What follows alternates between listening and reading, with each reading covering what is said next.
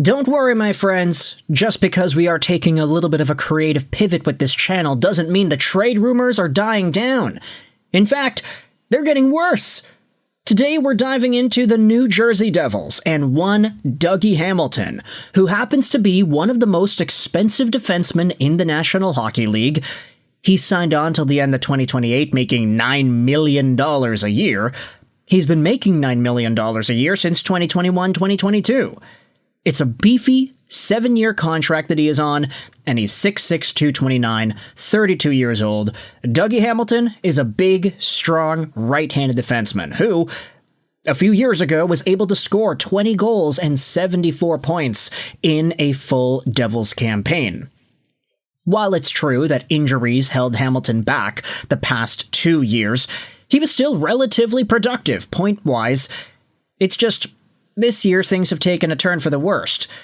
He's got 10 points in 40 games, he's already missed a few, and he is on pace for 20 total points over the full season he's able to play. You take a look at the game log and you're seeing that there are some nights where Hamilton plays 17 minutes, but that seems to be the outlier. Other nights he's roughly in the 20, 21, 22-minute range. Pretty standard for a guy that should be one of the best defensemen in the league based off of his contract. But, turns out, New Jersey Devils practice today saw some interesting developments with Dougie Hamilton and where they're putting him in the lineup. Take a look at the post here on Reddit. It is the January 10th practice lines. New Jersey Devils, Jan 10, you've got just some of the same guys up there on the forward core. But the D core looks like this. On the first pairing, you've got Luke Hughes and Brett Pesce. On the second pairing, Siegenthaler and Kovacevic. On the third pairing, you have Brendan Dillon and Simon Nemec. And on the fourth period, you've got White and Hamilton.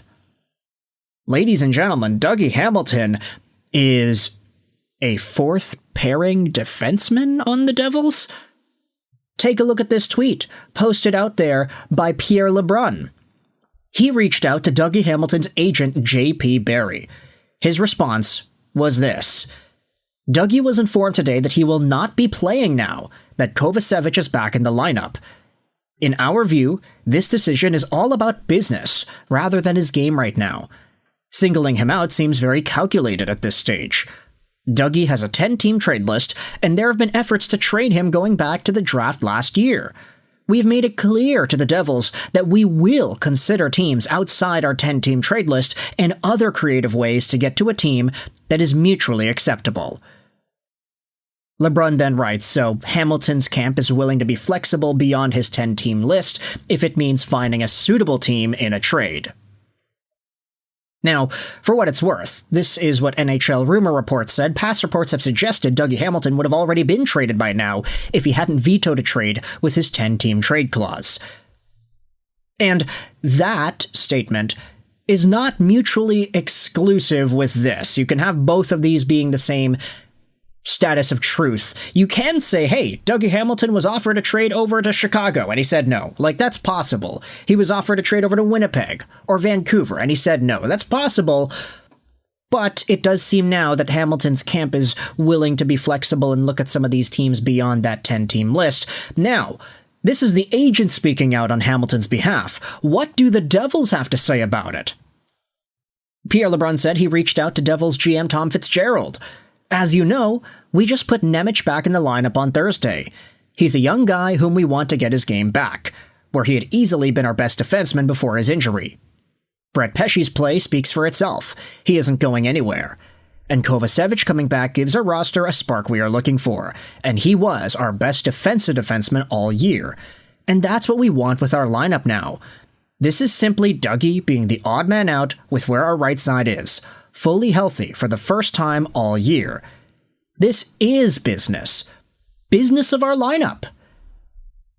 Oh my goodness, are the New Jersey Devils really trying to make a villain out of J.P. Barry and Dougie Hamilton, a $9 million defenseman signed on for 2 more years after this one? Are you serious, New Jersey?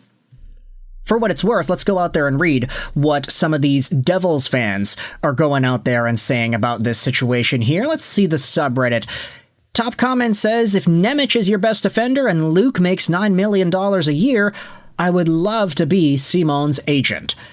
Seriously, there is no way that he asks for less than $9 million on his next deal. And then other comments. This guy can't just stop shooting himself in the foot. People are making a big deal out of this, but there's not a lot here. He's not admitting anything besides skating the best possible lineup. Do I think they're coercing Dougie into waiving his no move? Absolutely. But he's not going on record about the trade rumors, just the lineup itself. This is pretty standard stuff, and we've heard similar in the past about other players. Now, this has always been an issue with the New Jersey Devils and their lineup. There are too many guys. Straight up, you think about the right side on defense when everybody is healthy, which is not common with this team. I mean, Simon Nemec, he was out for a while. Kovacevic just came back. Now Dougie Hamilton is the odd man out.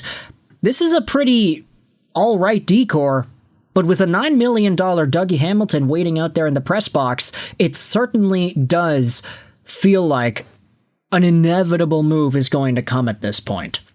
Whether that is J.P. Barry being 100% truthful that the Devils are trying to move their client, or whether it's the GM going out there and saying, no, we're not going to speak on trades, we're just icing the best lineup.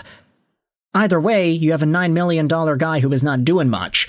And this gets even crazier when you look at some of the other commentary about the situation.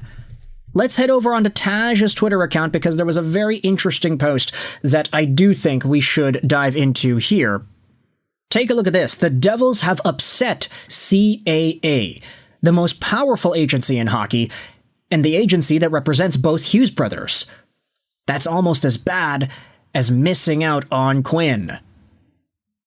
Now, one of the things that I think Canucks fans have been accustomed to hearing over the past few weeks is representation between players, and the idea that you don't want to piss off your agents. If you're an NHL GM, you want to have a good relationship with the agent because agents represent lots of players.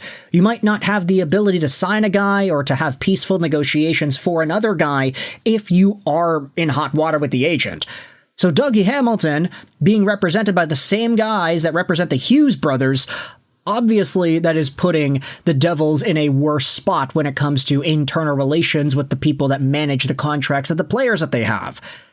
And now, when you think about it, like, all right, well, Hamilton, you could definitely tell that the agent on Hamilton's behalf is pissed off at the Devils.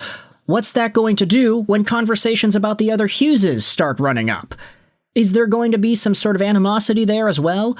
Are they going to let these relationships bleed into other clients and how other clients feel about what's going on?